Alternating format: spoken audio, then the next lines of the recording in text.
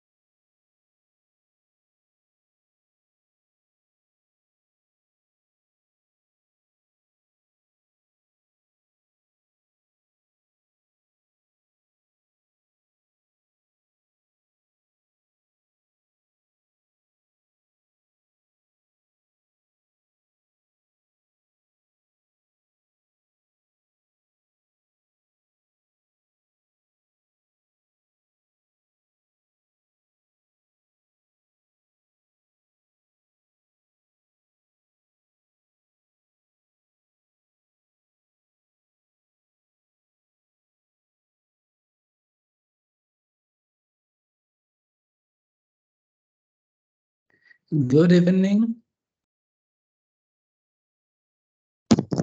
Good evening, sir. Good evening, Mwalimu.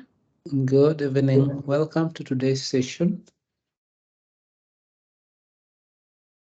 And we want today to continue with the topic we had started last week. Kindly mute your microphone. Your microphones for purpose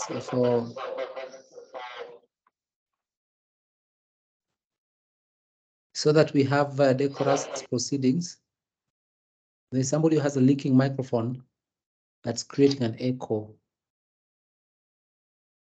So as I was saying, then we want today to continue from where we left last time. We did identify 4 main duties, and I want somebody to give us a brief summary of our discussion from last week, and I will then be able to pick up from there and move the discussion forward. So could we please have some volunteers?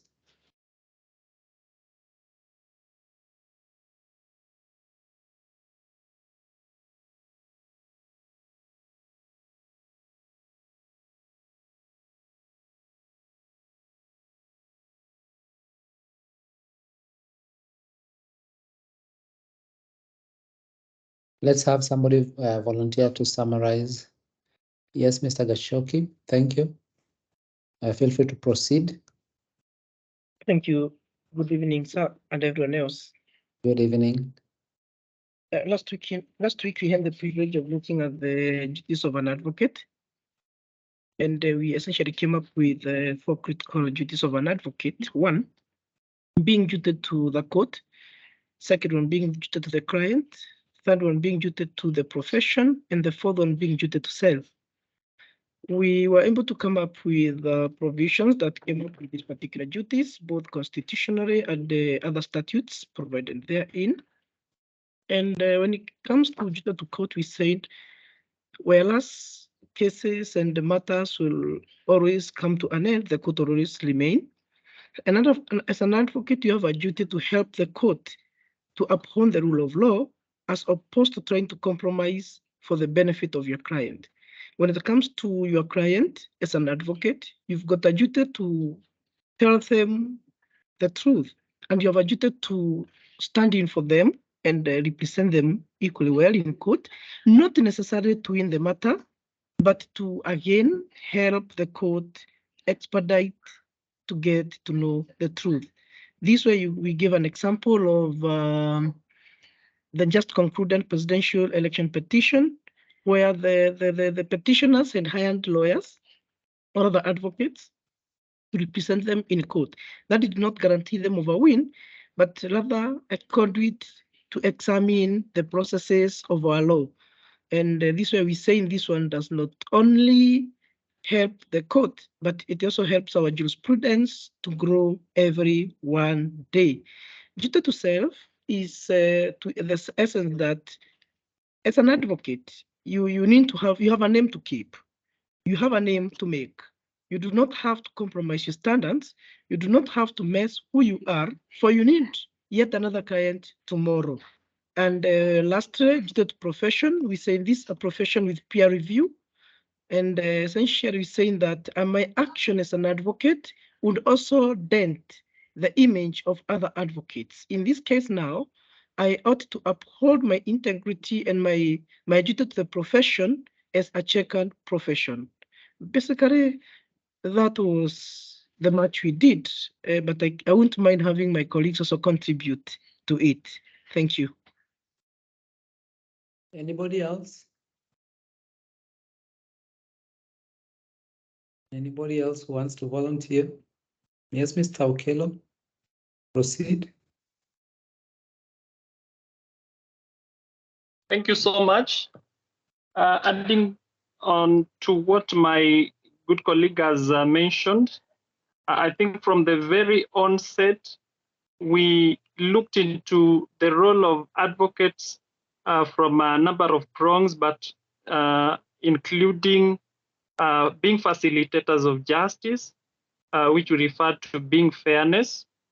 And on that respect, also, we checked it from an economic point of view, where we looked into delivery of service by advocates as being a public good or good. And I think that one elicited a discussion on what parameters we would use maybe to view what a public good could be. And we said that is a service that is non-excludable and cannot be rival, like to prevent others from accessing them. And I remember Ayeko gave us a simplified view of what a public good will be from economic point of view. And we saw such things as access, maybe to air as the simplest form of it. And then we said that justice is in the like manner. It should be accessible to all in disregard of their maybe social stratification or the economic strength. And I think beyond that, we also had a good look of lawyers as being officers of the court. And we referred to, for example, Section 55 that justifies that. And then therefore our role should be much appended to the court within the jurisdiction. And I will connect these amongst others serving the overriding objective of the courts. Just to add a bit. Thank you, sir. Yeah, thank you, Mr. Okello, for that addition. I think one thing that we did not do is we did not discuss the advocate's duty to the client and the duty to self. We did, however, scratch the surface by talking about duties, some of the duties to the profession. Ms. Angote, your hand was up. Yes, I wanted to add on what my colleagues have already said. We also looked at the case of Rondell versus Worsley, in which they highlighted the duties, the 4 duties of the lawyer or advocate, which were duty to his client, duty to the profession, duty to court, and duty to himself. Thank you. Very well, yeah, that was the foundation. So today, I want us to go further and look at 2 main duties, duties to the client and duties to self. Duties to the profession will continue recurring in the substance of our discussion across the 3 terms. So we start with a fairly provocative quotation from that gentleman. And I will read out loud. Are you able to see the slides? Somebody please confirm. Yes, you can. Yes, Mwalimu, we can. We can see. Well, very well. So let me just vocalize what you see on the slide. An advocate, by the sacred duty which he owes his client, knows in the discharge of that office but one person in the world, that client and none other. To save that client is the highest and the most unquestioned of his duties, and he must not regard the alarm, the suffering, the torment, the destruction which he may bring upon any other. Nay, he must go on reckless of the consequences, if his fate it should unhappily be to involve his country in confusion for his client's protection. Henry Brougham, 1st Baron Brougham and Vow. Could I invite some comments on that statement in view of what you already know, in view of what we have discussed in the previous sessions? Would that be a factual position? If yes, why? If no, why?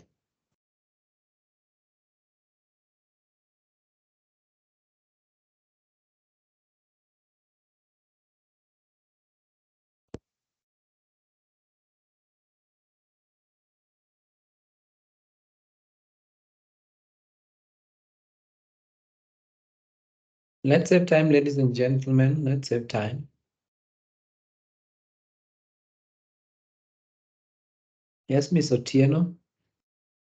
Thank you for volunteering. Proceed.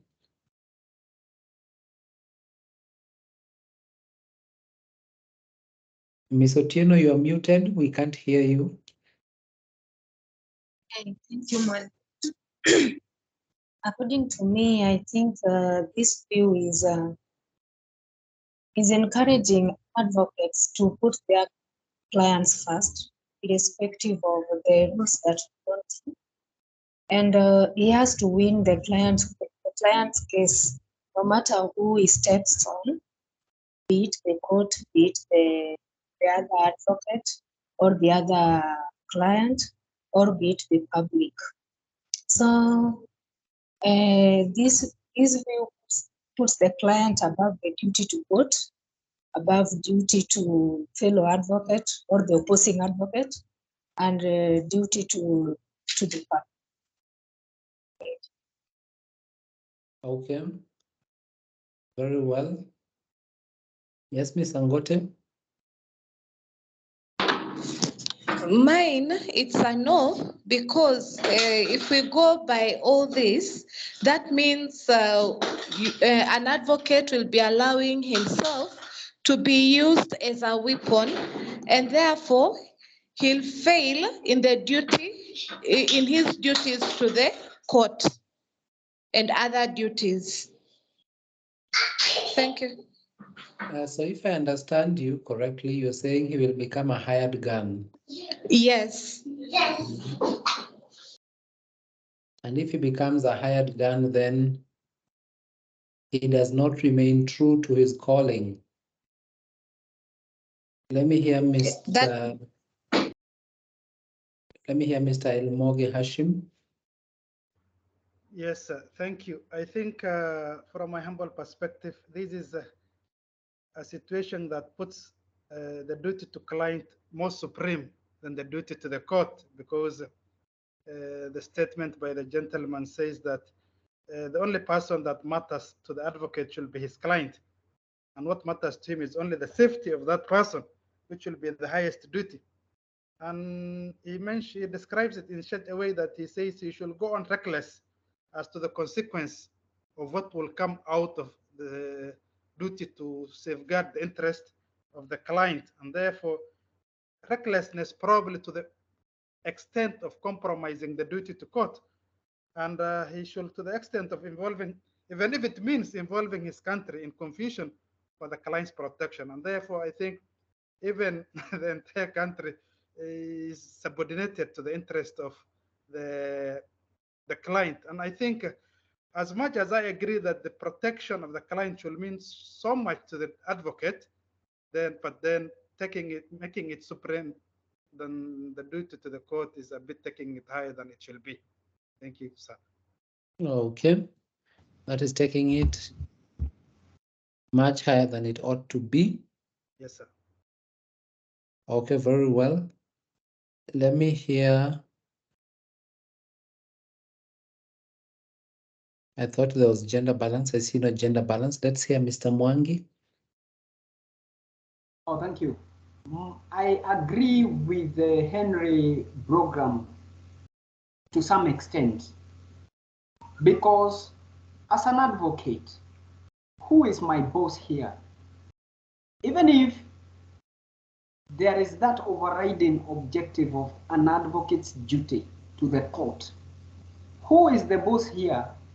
Would Your that boss court, your boss is the law and the court. but even if the boss, even if the court is my boss, the court is not going to pay me. My client is the one who pays me, and there would be no court session without my client. Mr. Mwangi, do you remember the distinction between a trade and a profession? Yes. Do you remember us saying that in the beginning, the so-called advocates of the day were not paid? Yes. But they still had clients? Yes. Do you remember our example of a doctor in a plane? Yes. So proceed. I am still of the view that a client is very important to me as an advocate. No, we don't dispute that. We don't dispute that. And what Henry Brogram is saying, I agree with it to some extent, even if I understand that the overriding objective is that in order of hierarchy, an advocate owes a duty to the court more than to the client. However, it is the client who pays me. And in spite of my duty to the court, I have to fight for my client, because my client is the one who is going to pay for me my fees. I think you keep on repeating one thing that makes us know what your focus is, because you continue talking about being paid, being paid, being paid. So for you, being paid determines what you do. No payment then the client might as well take a hike. So that you might be the kind of advocate who tells a client, if you don't pay me, there's no hearing tomorrow. Forget about it. No, what I'm saying is that to me, my client is very important. But you're saying he's important because he gives you money. That's why he's important. So I'm also inferring that as soon as he stops giving you money, then he sees as being important. And we're trying to tell you a client is important always, money or no money. That's why we take pro bono briefs. And that's why when he stops paying you, you don't stop representing him. But you now find a way to recover your money.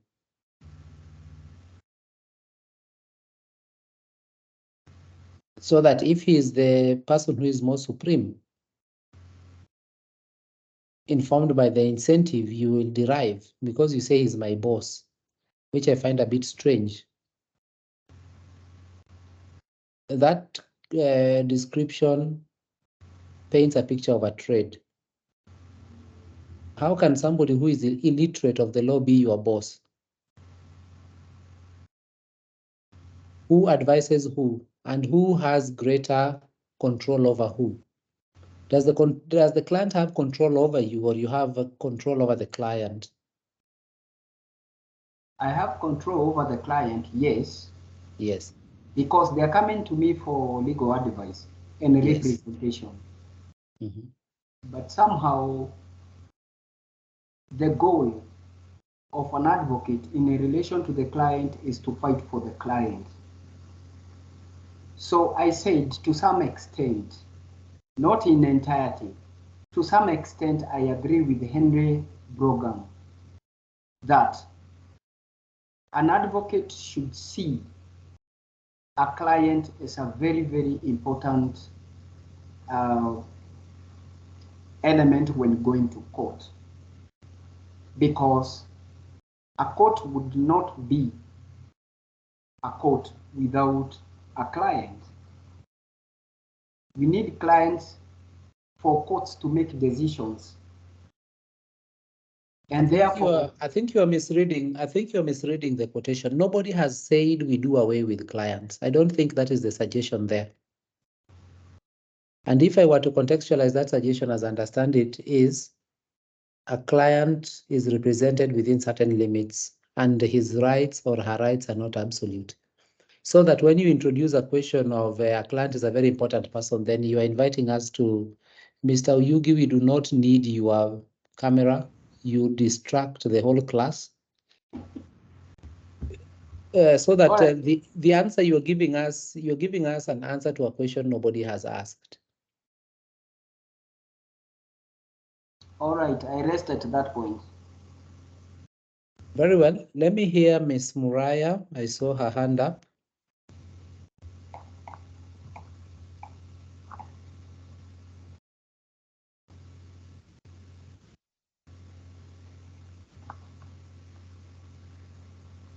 Miss Muraya, we can't hear you. I can see you're unmuted, but I'm not getting any feedback.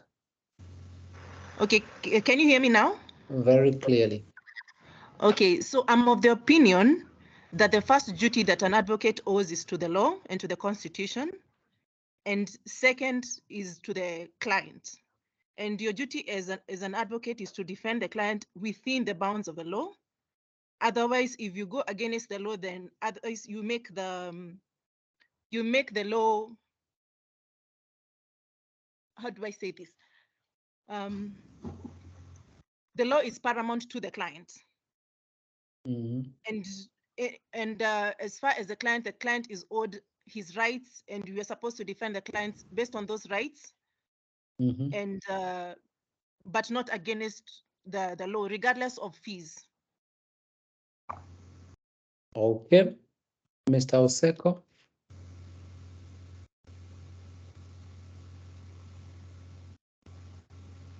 I was just going to something slight when I was reading an essay on lawyers being hired guns, and the argument there was that it is at the point of taking the brief that if a lawyer has any reservations, then they need to refuse to take up the matter. But then once you take up the case, the expectation is that you should be all in to meet your client's needs. And your role would be basically to use the law and the facts to give them their wants, and the wants are somewhat relevant provided they are not illegal. So in a way, I'm slightly leaning towards what Henry is saying, but with reservations. That's what I can say. So now, client is charged with the offense of murder. They ask you to represent them and you accept. In the process of representation, they ask their wife to bring the murder weapon to be kept in your office safe for safe custody. You are all in, you cannot come out. Is that your assertion? Yeah, in view of those facts, I think I would like to tactfully withdraw my earlier sentiment or rephrase.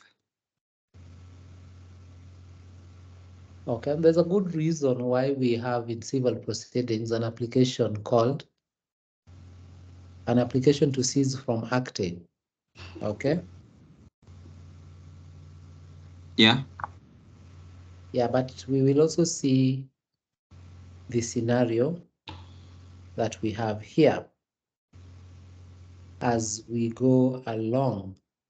Miss Naliaka.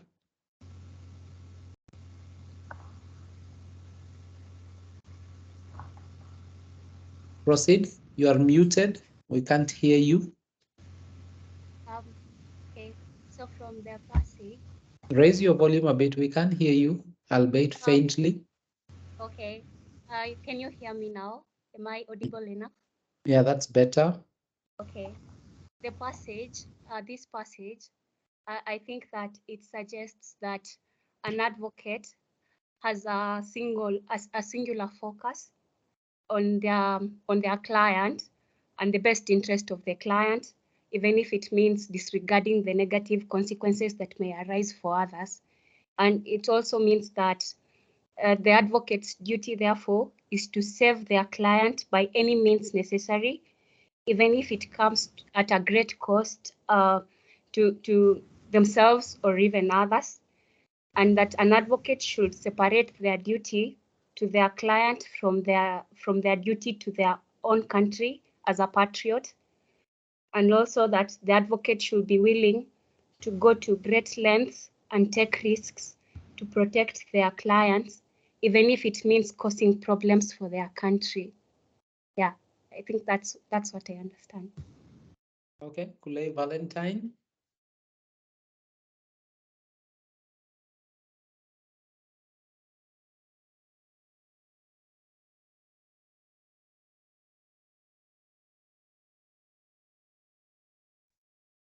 Maina Aaron.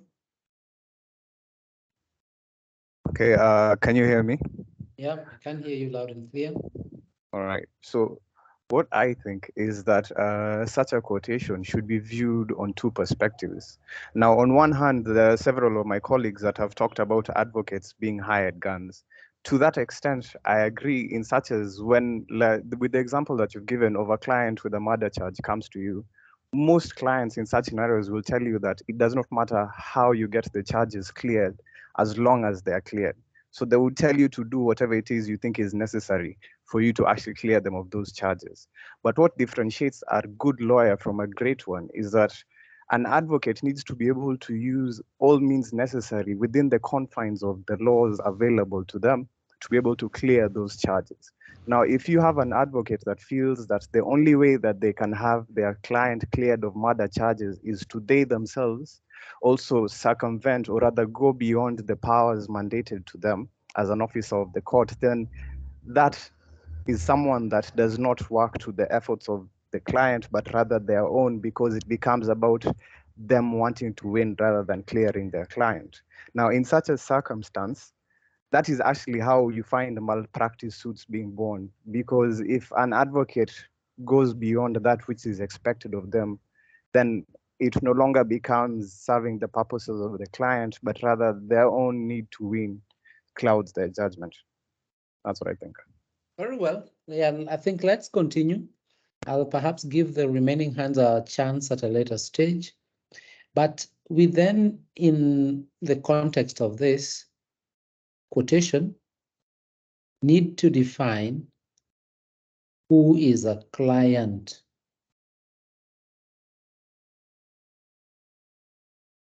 Who is a client? Moturi John.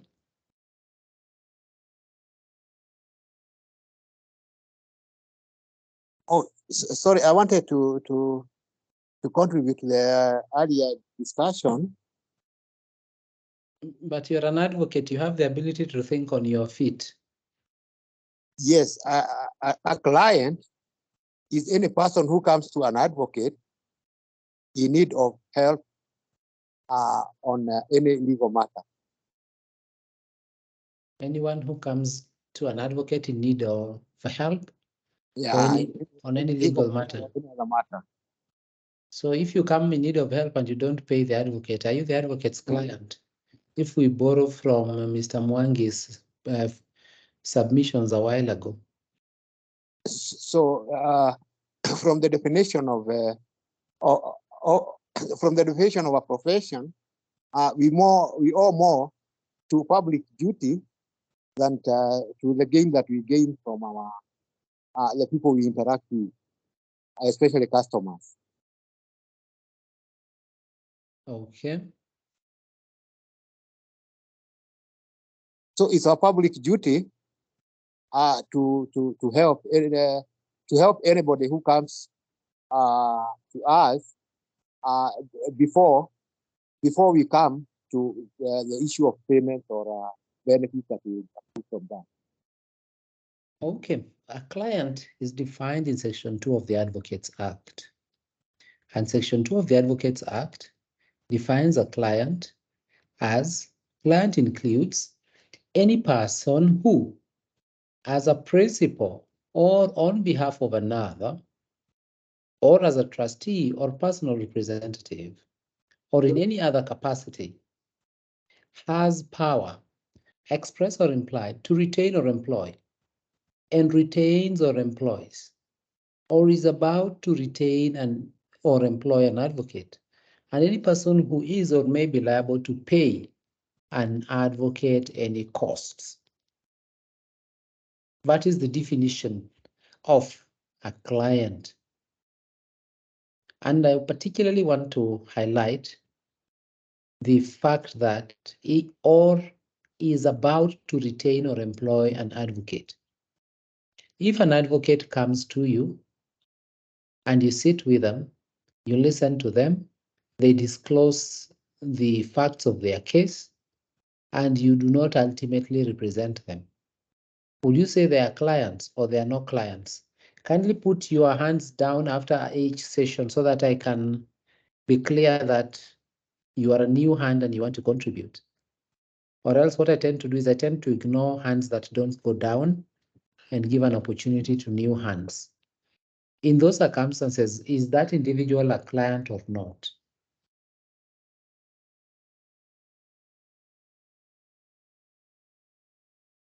They come and consult you, give you a lot of information, and later go elsewhere. Are they clients or are they not clients? Mombi Jeremiah.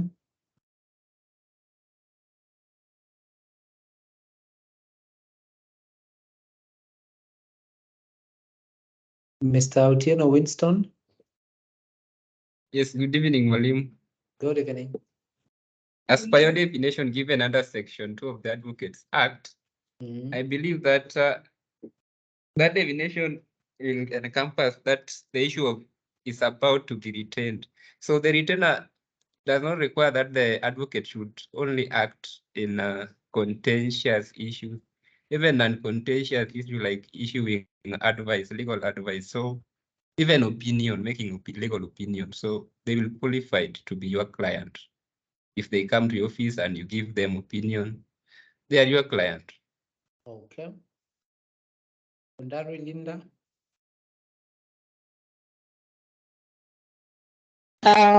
My opinion is that a client or a person that comes to you and does not retain you or gets your views and goes to another advocate is not your client, because they have not retained you, or they're not about to retain you or employ you in any way as per the definition. So to me, they're not a client to me. Okay. Wameo Akinyi. Thank you very much. I'm also agreeing with Ondari Linda. I don't think they will be your client because of the aspect of retainer. In order for one to qualify as a client, in this case, then they have to have paid you the cost of retaining your services. So because of that definition, I really don't think they're going to be your client. Is that in section 2 that they must have paid you something? Is that in section 2? I'm looking at the definition of a retainer. No. We are defining a client. We are not defining a retainer. We are not looking at a retainer now. You cannot talk of a retainer without a client. So we must first be clear on who is a client before then we conclude on what is a retainer. Oh, okay. Thank you, sir. Okay. Benson Otieno. Thank you. Walimu, what I can read under this section, section 2 of the Advocates Act, is that a client includes any person or even their representative who is who has sought your services and may be liable to pay you as an advocate. So it means then that you don't have to be paid first for you to be in that relationship, because you can always go for money after you have done the service.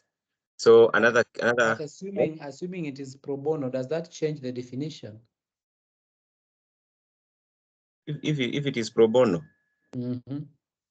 it doesn't change the definition, because the only sense of the issue of about to pay or has paid is that you are either claiming or you are not claiming. So if it is pro bono, the understanding is that I'll not be claiming anything from you. Okay. Yes. Let's get a last position, then we move on. Time is not on our side. Mr. K, I'm trying to get somebody who has not contributed. Mr. K, proceed.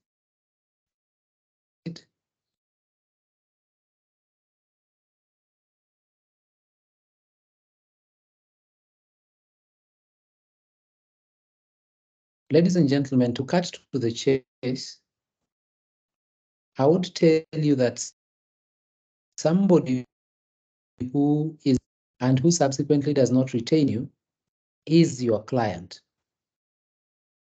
And I will refer you to the case of Okoth Obado versus George Oluchiri Wajakoya. And the facts to that case were that upon his arrest for the alleged murder of one Sharon Otieno, Professor George Wajakoya went to Gigiri police station, where he then spent about 3 hours with the then governor, trying to win the brief to represent the governor. Ultimately, he was not successful, and the governor appointed another advocate. Seeing then that he did not secure the brief, George Oluchiri Wajakoya very quickly approached the victim's family and offered to be counsel for them to watch brief in the ensuing proceedings. The governor, Okoth Obado, felt aggrieved and filed a civil suit seeking the disqualification of George Oluchiri Wajakoya on grounds of conflict of interest and being in possession of confidential information that could be potentially prejudicial to the rights of the governor. The court agreed with the governor and disqualified George Oluchiri Wajakoya from representing the governor. That should tell you something. There's a good reason why this definition is stretched to cover someone who is about to retain or employ, and not only an individual who employs or retains an advocate, because then that therefore brings a shield of confidentiality and protection over a client who discloses very critical information, which might then be used against them. And we will see the place of confidentiality. So let us agree, ladies and gentlemen, that who is a client? A client includes any person who, as a principal or on behalf of another. So it might be an agent, okay? Where you have somebody acting on power of attorney, that's the agent of a disclosed principal, or where there is somebody acting on behalf of another in an agent-principal relationship, or as a trustee, or as a personal representative, or in any other capacity has power, express or implied, to retain. So it means that that person should be competent.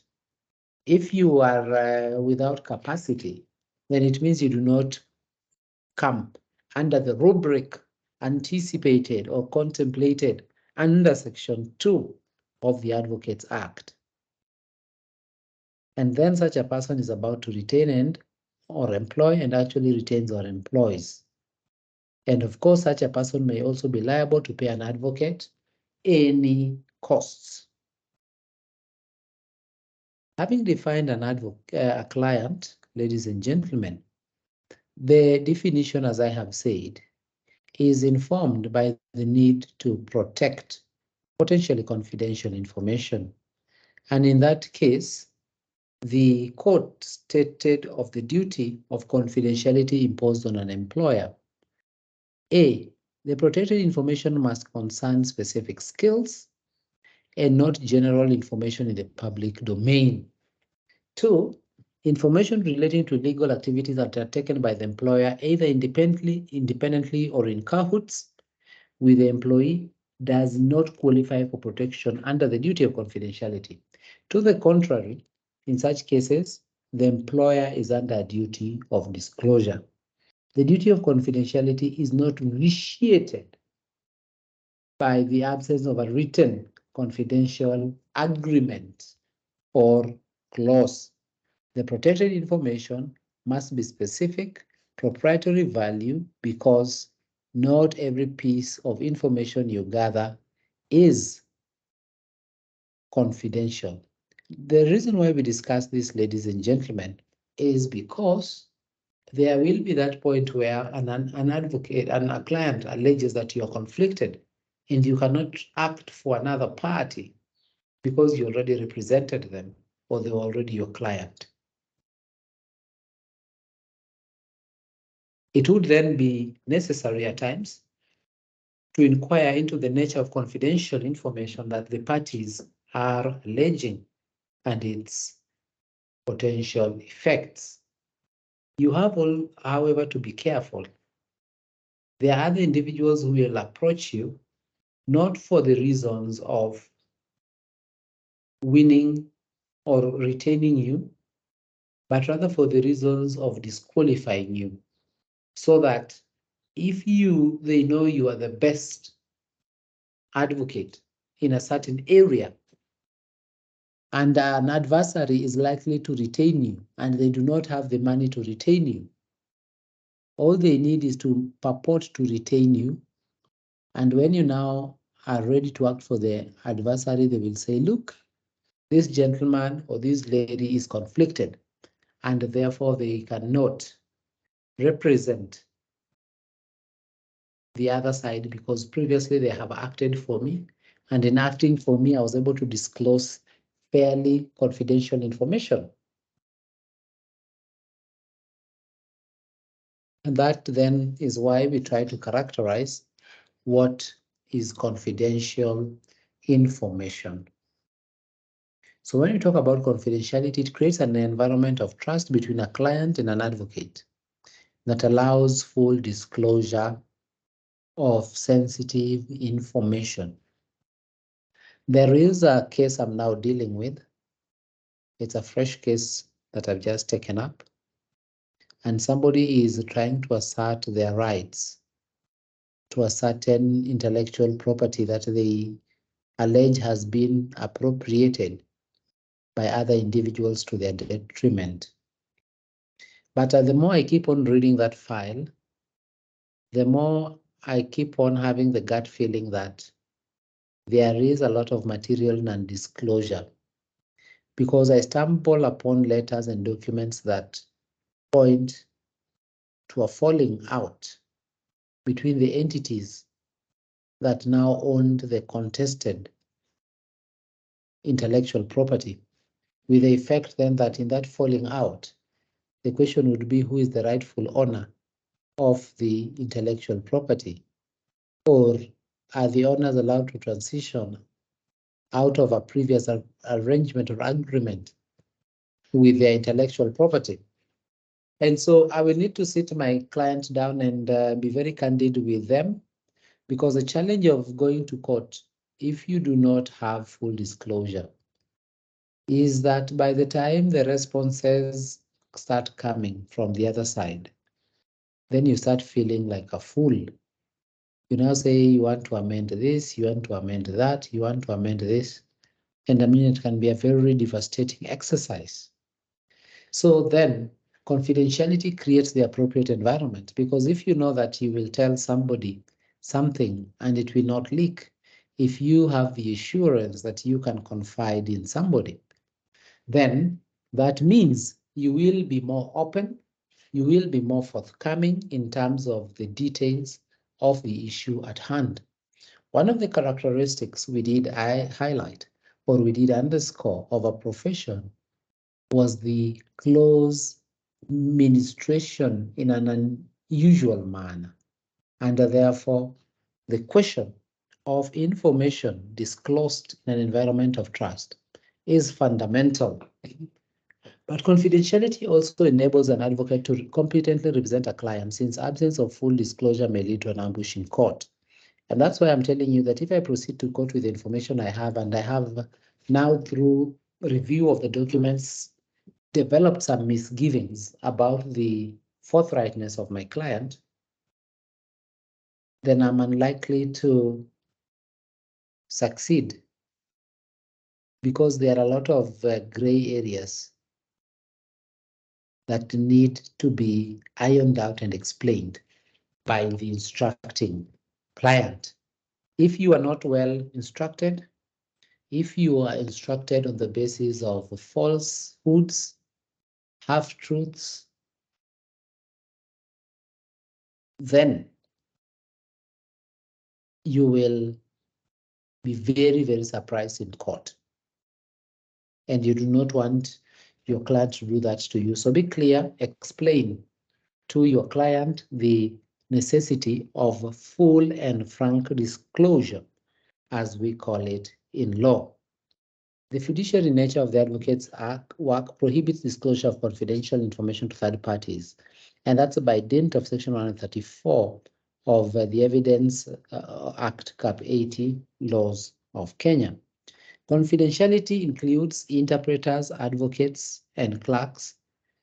If you looked at Section 135 of the Evidence Act.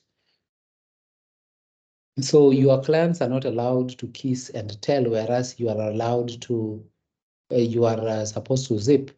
Confidentiality extends to everybody working within your law firm by reason of that provision of law. I would also encourage you to look at Section 136 to 137 of the Evidence Act. This is what Section 34 says, and I vocalize it. No advocate shall at any time be permitted, unless with his client's express consent, to disclose any communication made to him in the course and for the purpose of his employment as such advocate by or on behalf of his client, or to state the contents or condition of any document with which he has become acquainted in the course and for the purpose of his professional employment, or to disclose any advice given by him to his client in the course and for the purpose of such employment. That is the duty of confidentiality. Still, in that case, I was making reference to the one that I'm doing. I have an interesting situation where I have requested for a certain foundational document which the client is unable to trace. But the client tells me that there's another advocate who has been representing them in another matter where that agreement must have been given to him by the defendant, by the plaintiff, as part of the plaintiff's list and bundle of documents. And so they were advising me, my clients were advising me to just get in touch with that law firm to have that information released to me. In ordinary circumstances, that ought not to be because of advocate-client confidentiality. But because the client has waived that confidentiality, it therefore makes it possible for the other advocate to cede relevant documents that he has in his possession to me for perusal. The rule, as we say in law, on confidentiality is more important not for what it says, but for what it does not say. Let's look at the proviso. Provided that nothing in this section shall protect from disclosure any communication made in furtherance of any illegal purpose. When an accused person asks you to hide the murder weapon against which he has been charged in court, then nothing is clearer than communication made in furtherance of any illegal purpose. B, any fact observed by an advocate in the course of his employment as such, showing that any crime or fraud has been committed since the commencement of his employment, whether in attention of such advocates, whether the attention of such advocates was or was not directed to the fact by or on behalf of his client. This two-pronged criteria, therefore, negates quite clearly the position taken by Henry Brougham, because one of the things we agreed right at the beginning is that a profession is characterized by certain constraints or restraints, obligations of performance, a fiduciary relationship, and so on and so forth.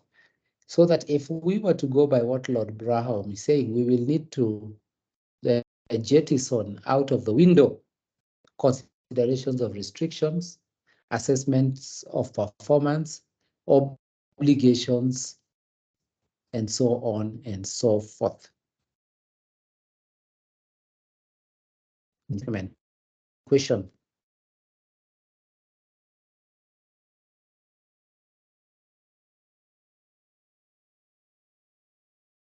Yes, Mr. Oseko, proceed.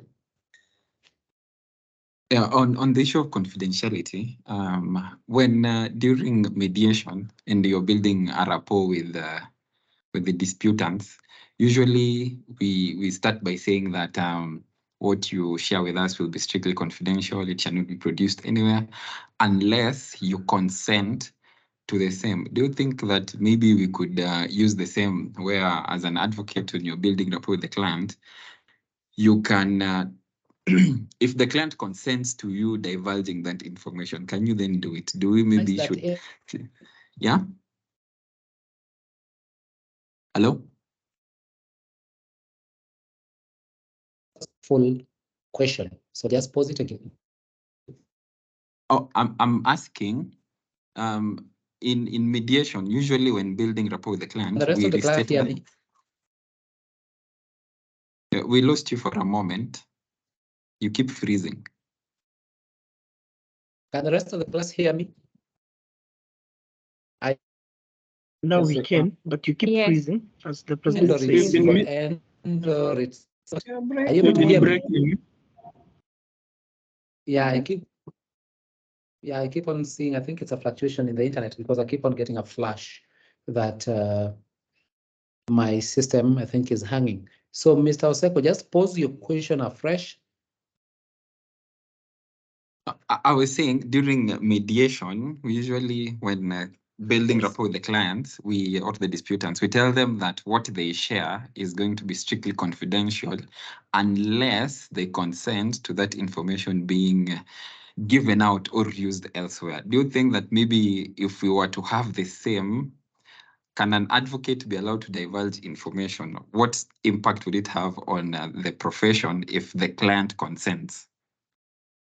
Absolutely. There is nothing that prevents whose confidentiality is it? That was the question that was raised in the case of the Ethics and Anti-Corruption Commission against Professor Tom Ojienda, where Professor Ojienda alleged confidentiality. But at that point, then Mumias Sugar, who was the institution under investigation, had consented. And the argument was there are exceptions to advocate-client confidentiality, and consent is one of the principal exceptions to the rule. Right now, I told you of my client who has told the other advocate to give me those documents. Then my client has consented, has given consent to the other advocate to release certain documents to me. So that in that respect, then confidentiality would not be a factor. I don't know whether that answers your question, Mr. Oseko. Yes, it does. Good, Mr. Moturi. Oh, thank you, Mwalimu.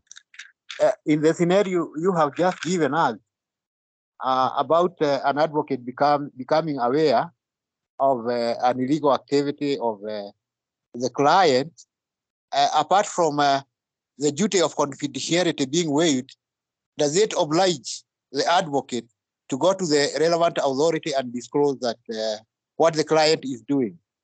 Or Precisely, that is why it is a proviso. A proviso is an exception to the rule. So we are saying in ordinary circumstances, an advocate is not allowed to disclose certain information. However, in the event then that it is in furtherance of any legal purpose, it should be disclosed.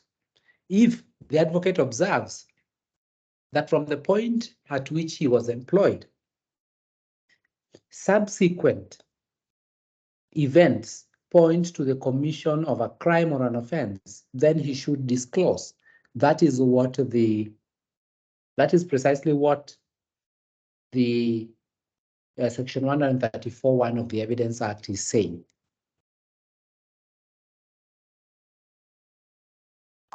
Oh, sorry, Mwalimu. In this instance, now does it oblige you to go, for example, to the police station and report what is going on? That is exactly because it is an offense. It's no longer legal representation, and that is why then we are now looking at limitations to Henry Brownham's assertion that you should proceed reckless of any consequences. Section 135 contextualizes that quote by telling you that you should not represent a client at all costs. If you are aware, even for reasons of public policy, that a client is a threat to society, it behoves you to intervene. So, for example, where somebody is accused of the offense of terrorism, just excuse me for a second.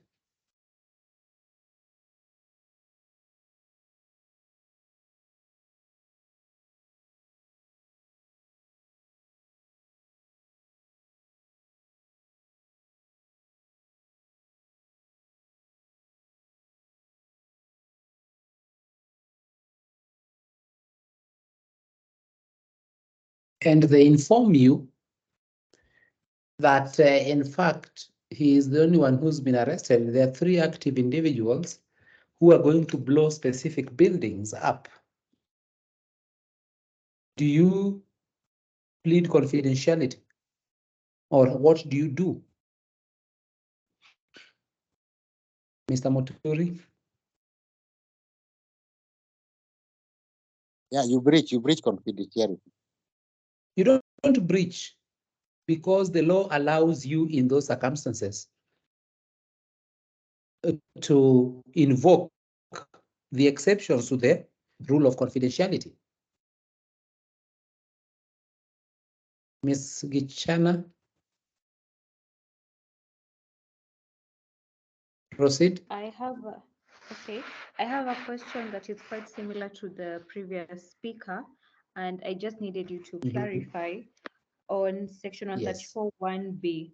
So are you saying that if any other subsequent acts, that is when you are exempted from the confidentiality rule?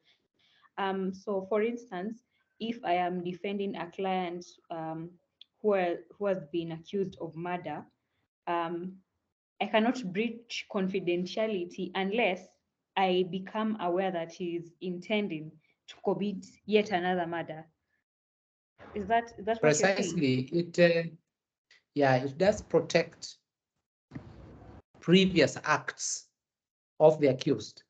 But if then in your presence and under your representation, it becomes obvious that there are continuing acts or offenses that would disclose as it were crime or fraud, then you are not expected to sanitize or to sweep them under the carpet. That's the interpretation of section 131B, 134 subsection 1B.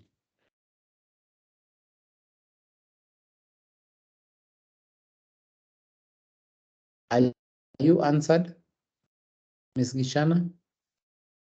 Yes. I was getting a little bit confused on where it begins. So you've clarified it. So a line is drawn in the sand between previous acts and new acts under your representation. Previous acts are subject to privilege and confidentiality. New acts that disclose offenses then are not covered by the rule on confidentiality. That is clear. Thank you. Very well. Wangenye? Thank you, although I had dropped my hand because I think you have just answered it. I just also wanted to know that demarcation as to when you are supposed to disclose, because I see like when a client comes to you to defend him on a case of actually in criminal litigations, even robbery, the violence or murders, my colleague has just stated, Gishana. I just wanted that clarity at what time, because the client will come and tell you, actually, I did this, and that is why I'm coming for you, a defense.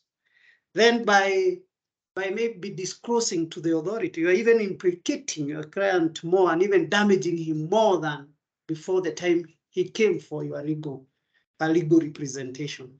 But I think you have just clarified it, that the point of departure is to when he is intending to do not what he has already done and disclosed to you. I hope I've got it clear, or maybe that is what you meant. Very well. Let's hear Ms. Muraya.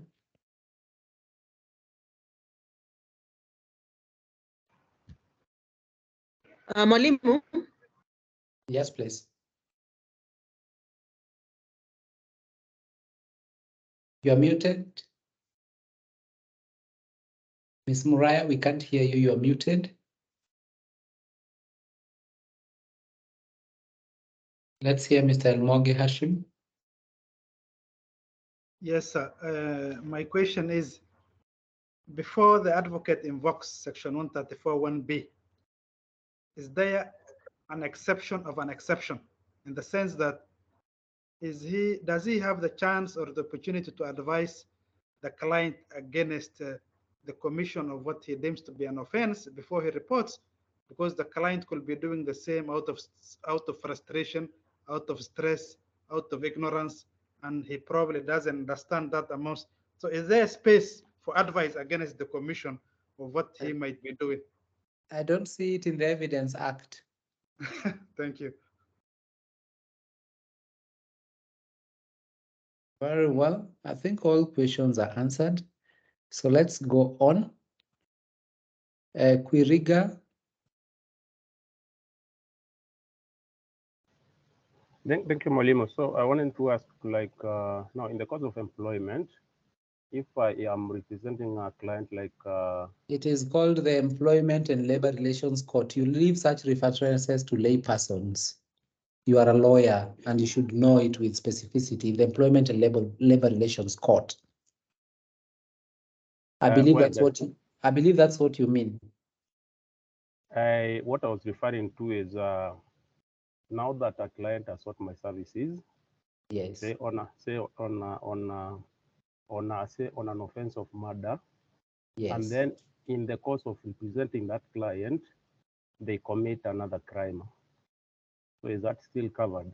Or am I under duty that is to... now the exception. That's now the exception under Section 134(1)(b). You should not supervise the commission of an offense, which they are calling crime of fraud. Since the commencement of your employment, where you discover that an offense has been committed, then you are obliged to disclose appropriately. Thank you.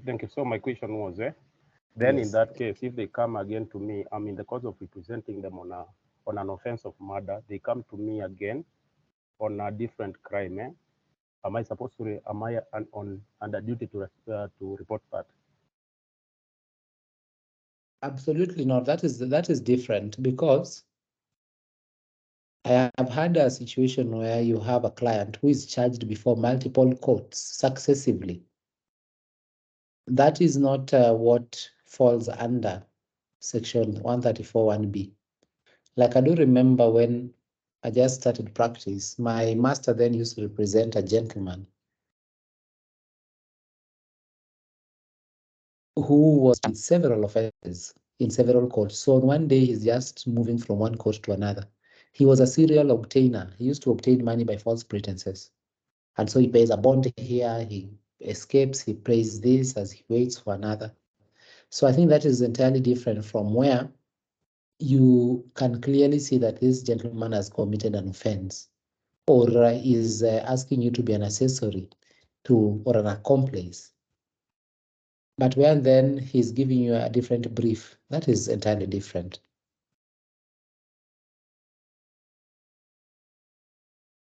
Does that answer you? Yes, thank you very much.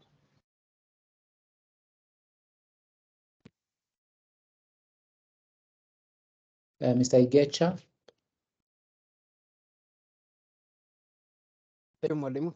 I just wanted to confirm with you, this duty is not mandatory. As an advocate, even if you are in the seat of this information, you're not mandated by law to disclose.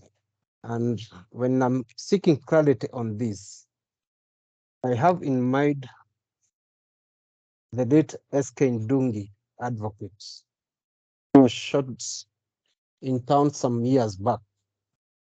And the allegations then, which have never been proved, is that he disclosed such information to the cops, and apparently the same cops were reported to, but the same cops who were working together with his clients.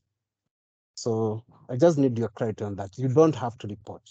I think those are extra, what I would say, extrajudicial activities where they are not anchored in law, and so you have corrupt individuals either in the judiciary or elsewhere.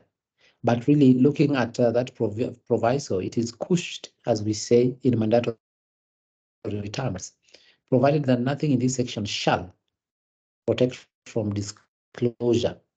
So it means the events happening there are not protected from disclosure. And if you disclose them, then that would not be professional misconduct. that would not be a breach of confidentiality. It means you would be disclosing in scenarios contemplated under the law. We need to move on, ladies and gentlemen. Mr. Gashoki, that's the last question. Then we move on. Thank you, sir, for considering me. I am asking a question and finding it interesting. If I learn of something or observe and then I don't disclose, then my client goes ahead and does another crime. Will I be held as an accessory to the crime, or will I be dealt with under the professional act of an advocate? But why an accessory to the fact? Let's say you're representing a client who has been charged with the offense of murder.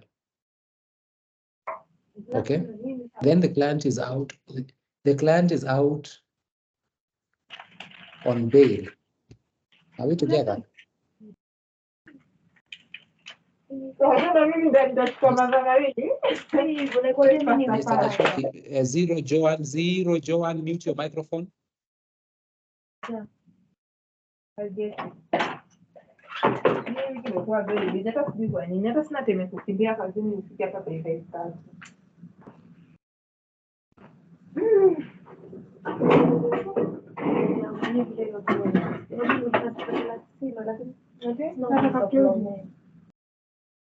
Nitafika kesho basi usema na umeme.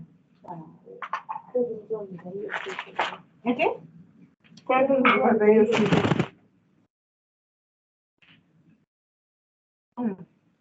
Okay, mbona nilizotea nipigia sasa hivi. Joan, if you can hear us.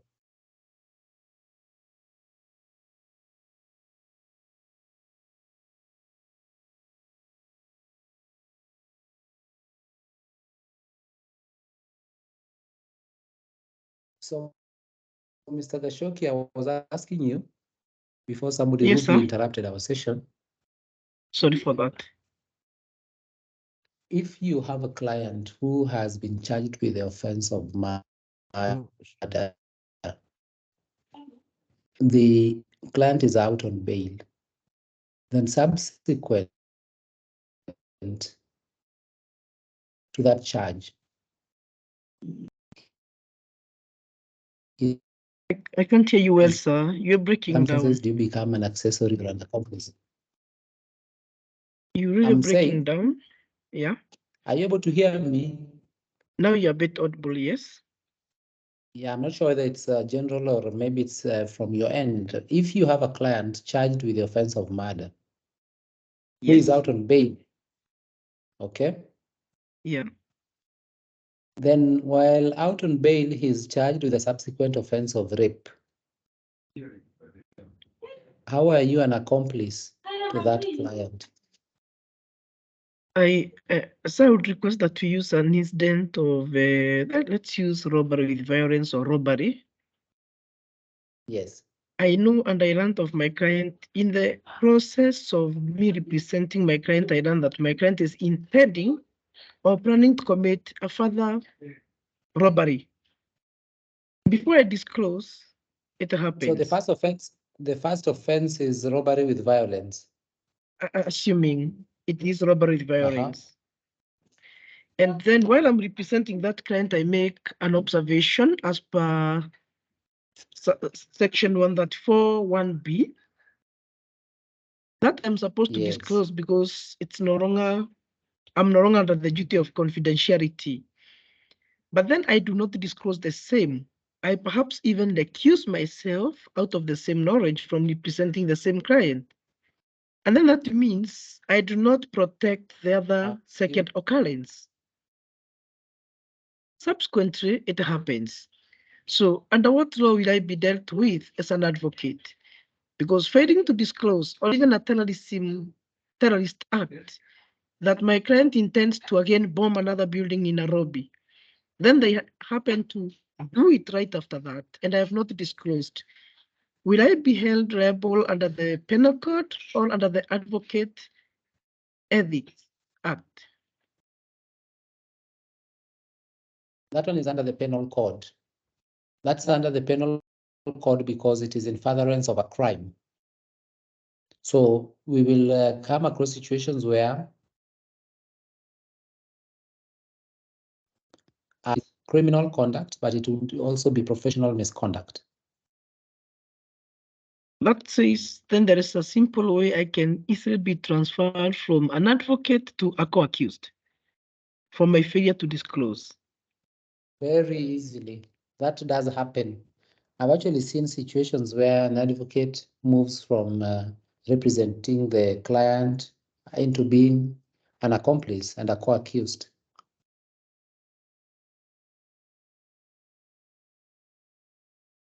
So it's not something you can completely foreclose.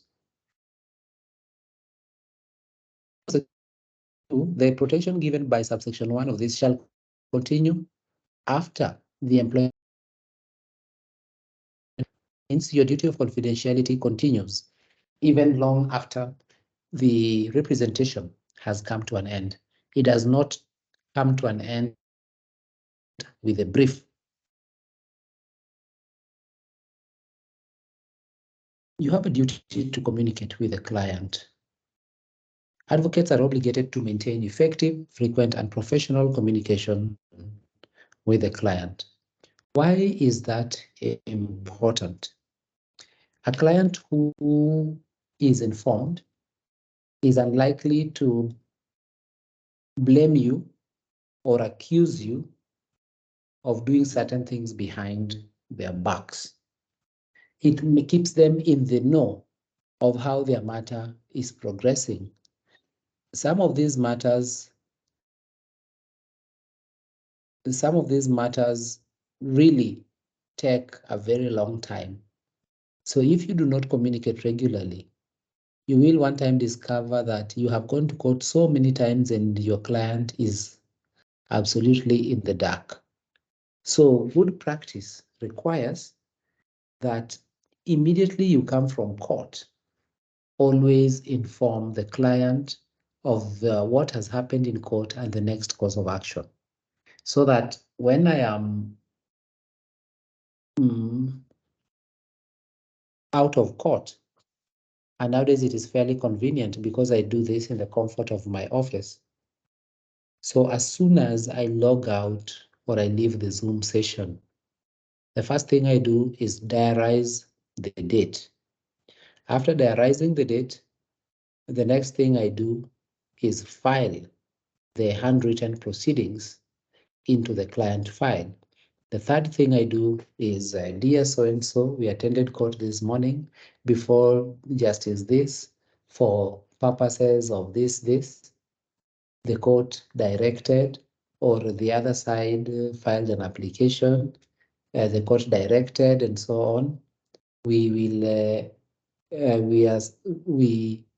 court gave a further mention date for this and that date. We endeavor to attend court and inform you so that it's complete. After that, I hand over the file to my secretary who prints out the email and puts it in the file. So it is important to communicate. If you don't communicate to your client, you are likely to run into a lot of serious headwinds, and particularly corporate clients. Corporate clients, some of them will never come to your office. So the easiest way to keep them abreast with their matters is to write a communication very as frequently as you handle the matter. You can imagine you have 10 files belonging to a bank, and in those 10 files, the bank cannot keep track of what is where. One day they just find auctioneers at their door because you have not been communicating. But if you tell them judgment has been entered against you in the sum of this, can you give us instructions to appeal and so on, you keep them up to date with the going on, so that even when auctioneers strike, then they know why the auctioneers are striking. An advocate should truthfully communicate merits and demerits of a client's case when taking instructions. Do not paint a rosy picture just to win yourself a brief, because much later then you end up in a worse off situation. Where the odds are stacked against the client, please explain that. Where then there is a chance, please also explain that. But what you should not do is you should not guarantee outcomes. Don't tell them this one is an automatic win. An advocate should use simple, comprehensible language and avoid legalese when communicating to a client. Leave legalese for your colleagues when you are dealing with an audience that can understand you.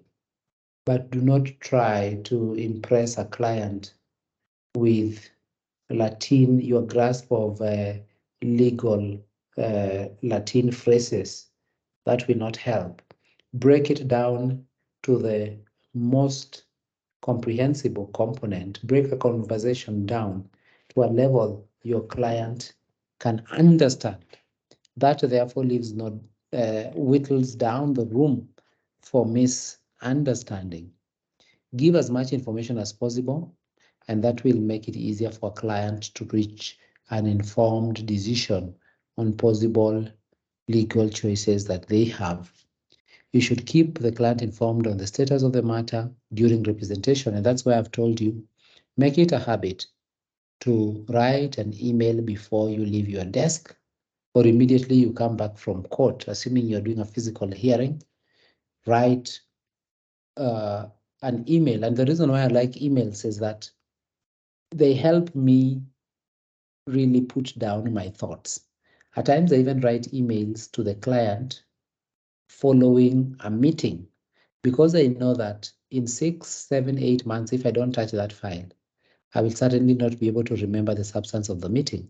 But looking at the email then that summarized the outcome of that meeting, it becomes very clear that these are the points we agreed, these were the follow-up actions, and this is what has been done, this is what has not been done. So that is part of communicating. Failure to uphold duty to communicate amounts to professional misconduct. It is not something to be taken lightly.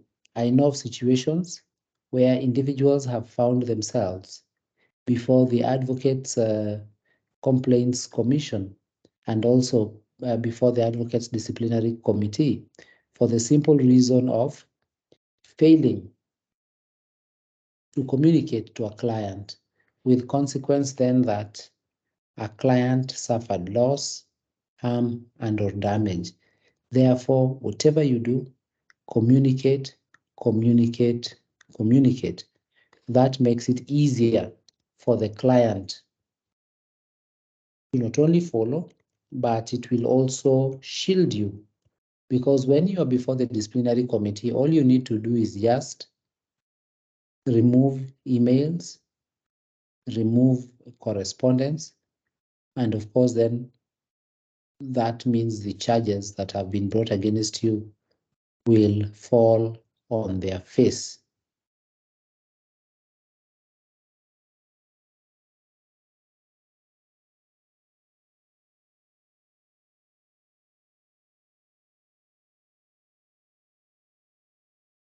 Duty of loyalty. You're supposed to be loyal to the client. It is like what you would call a marriage relationship, where you should be loyal to your spouse. A good advocate does not cheat on their client. And how do you cheat on your client? You cheat on your client when the other side approaches you and pays you money to compromise your client's case. Ladies and gentlemen, nothing could be worse. That would be the equivalent of abortion in legal practice. If you really do not want to represent a client, just forget about that client. But do not be the kind of advocate who is being paid by two people. Your client is paying you and the other side is paying you. And what are they paying you? They're paying you to mess up your client's case so that your client suffers prejudice. So please be fiercely loyal to your client once you choose to represent them. Do not backstab them. Do not cut deals behind your client's back. That is unethical. As a client's representative, an advocate only acts on the basis of instructions and commits professional misconduct if he acts otherwise. Do not exceed the instructions of your client. Do not act beyond the scope of your instruction. That will surely bring you before the advocate's disciplinary committee, where you decide to enter a consent binding the client without the client's express instruction or permission. You will find yourself in real hot soup. Avoid conflict of interest, and that is taking instructions that run contrary to the client's best interest. And that's what I mean by do not take instructions that make you compromise the outcome of your client's case. Remember, you are guiding the client, you have influence over him, but all major decisions must be taken only with the client's consent, and preferably they should be reduced in writing so that you have evidence when that very important day comes, when your career is literally hanging in the balance. When you have clients' property, you have a duty not to dissipate such property. Don't sell clients' property. Don't spend clients' money. That forms part of loyalty to act in the best interest of the client. Be truthful and candid with your client at all times. That helps to engender trust and confidence in your services. Do we have any question until that point, ladies and gentlemen?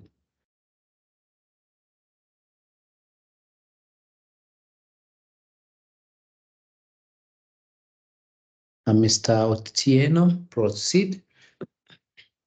Yes, Mwalimu, I need a clarity on the issue of loyalty to client property.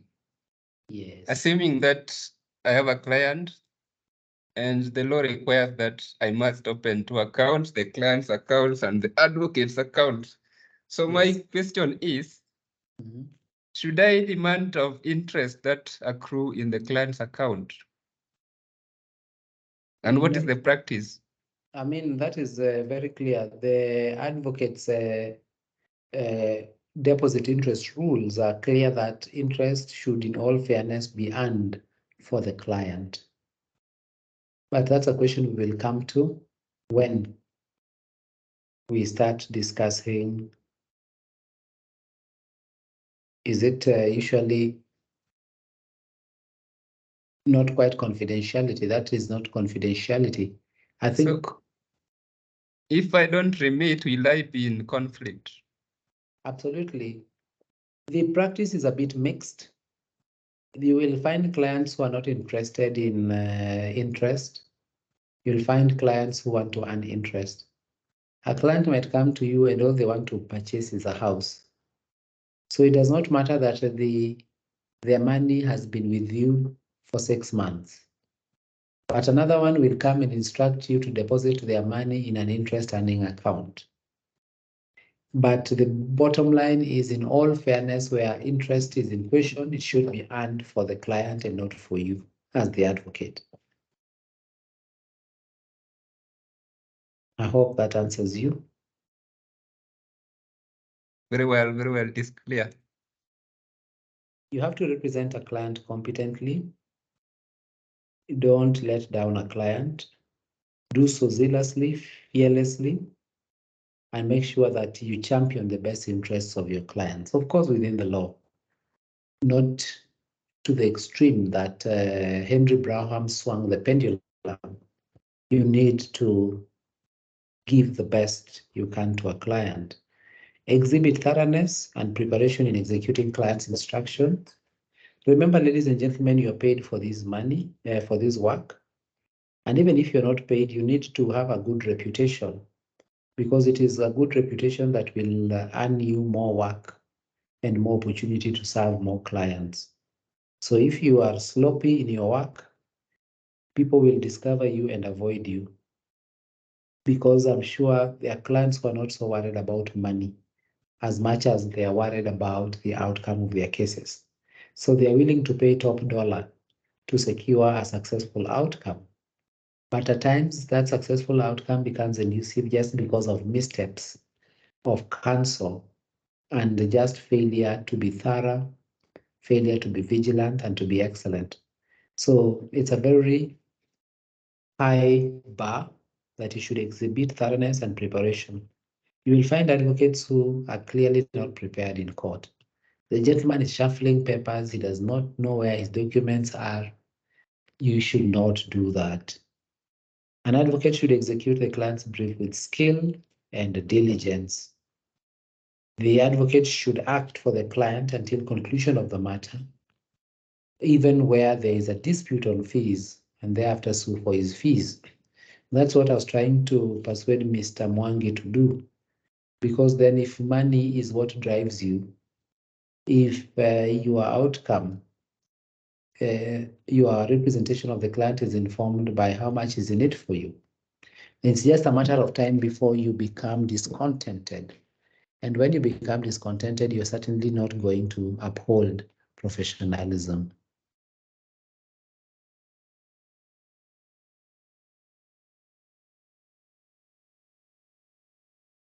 We have a write-up there which tries to summarize some of the professional duties that you will owe to a client. I'm sure you might not be able to read them, but when you are able to circulate, when I circulate this write-up, then I am sure that you will be able to read them. So one, you are bound to accept briefs, what we call the cab rank rule. You should not withdraw from service. There is a way of withdrawing. You should make full and frank disclosure to the client. You should uphold the interest of the client.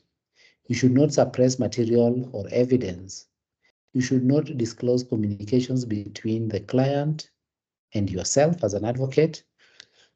You should not charge depending on success of matters, what we call contingent fees, so that you say, if I succeed, you pay me this. If I lose, you pay me this. That is unethical. You should not receive interest in actionable claim. I think that belongs to a different jurisdiction. Not bid or transfer property arising out of legal proceedings. Do not represent a client and then ask them to give you a share of the property as your fees. That is unethical. You should always give account of property, client property in your possession. And even better, please keep an inventory of client account, particularly when you're a sole practitioner, because the Lord might call you home prematurely. And once you have been called home, we are not able to account for what belongs to who. And untangling the knots becomes very difficult. So deal scrupulously, honestly, and with accountability where client property is concerned. You have duty to charge reasonable fees. An advocate must not undercut, but charge fees in conformity with the advocate's remuneration order. Look at Rule 3, Advocates Remuneration Order, as well as Section 44 of the Advocates Act. You, as an advocate, would be allowed to enter fee agreements as provided under Section 45. You must, however, be careful not to enter an agreement which then you charge fees based on the outcome of litigation or shared proceeds of litigation as contemplated under Section 46 of the Advocates Act. An advocate should act for the client until conclusion of the matter. And we have said where there is a fee dispute, use the correct procedure to charge. To charge fees, and those would be some of the cardinal duties you owe your client.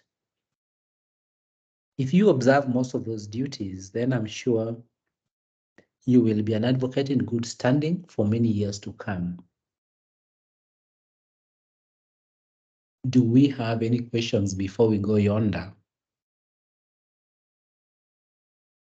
Ms. Chemore? Proceed. Mwalimu, my concern is with the point that you said you cannot ask a part of maybe property as your fees. I wanted to know, does fees, is fees only limited to money? Because what if someone says that they have an issue, but they don't have like money to pay when once you're done, or they don't have money, like they give you a different equivalent, maybe they give you a motor vehicle or they give you a piece of land, like would you refuse that even if it equates to the amount of your fees? Precisely, for good reason. It puts you in a position where you become interested in the subject matter, in the outcome of the suit. And once you become interested in the subject matter, then you are not able to represent your client objectively, because it means if the client does not get the land, you also don't get the land. I don't know whether that paints a picture of why you should be objective. Yes, it does. Thank you. And if you look at the advocate's remuneration order, which really is the guide for charging fees, it does not contemplate gifts given in kind. So don't put yourself in a position where you also have to be part or subject to that very suit that you are trying to represent the client in. It makes you not very objective. And where the client loses, then it's just a messy situation. You'll generally be told, don't get too close to the client. There are times even a client will invite you for lunch and you will not accept that offer for professional or for ethical reasons. So part of it, of course, cannot be taught here, but it would just be of good sense to not be a party to certain things. Yes, Mr. Jura. Good evening, Mwalimu. Can you hear me? Loud and clear. Good evening. Yes, my question actually develops from what the immediate speaker have just spoken.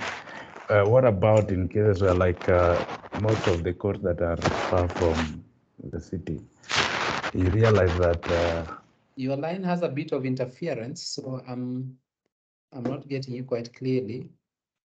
oh, sorry about that. Can you hear me now clearly? It's better.